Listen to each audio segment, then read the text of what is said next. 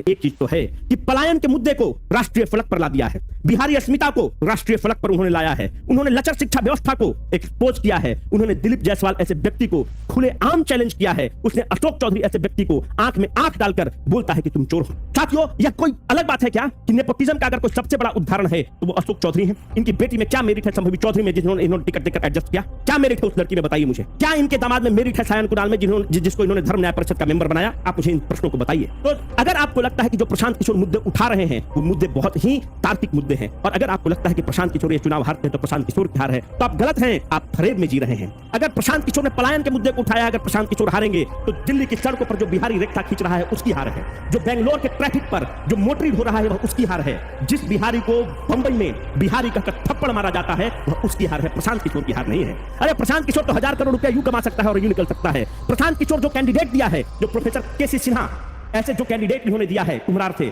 अगर प्रोफेसर केसी सिन्हा चुनाव हारते हैं तो जो हजारों सैकड़ों विद्यार्थियों ने इनकी किताब से पढ़ा है, जो इनसे पढ़ा है, कुलपति रहते हुए इनके नेतृत्व में जो डिग्रियां प्राप्त किया है विद्यार्थी, वो सब उनकी हार,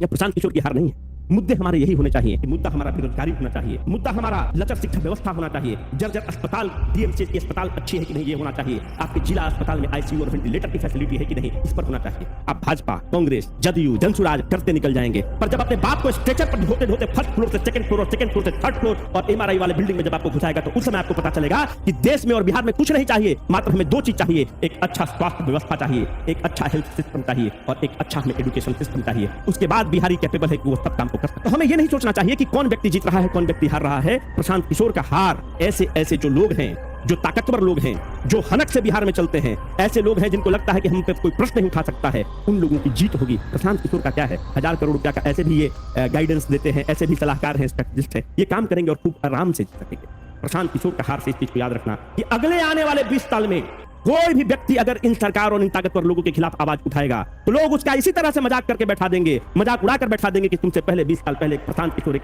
डॉक्टर का लड़का था जो इन लोगों से टकराने की हिमाकत किया और बुरी तरह हारा। प्रशांत किशोर से आप असहमत हो सकते हैं पर आप इनके मुद्दे को खारिज नहीं कर सकते हैं, आप इनके मुद्दे से असहमत नहीं हो सकते हैं। स्कूल का बस्ता छाप पर बटन दबाएं, जन सुराज को विजयी बनाएं।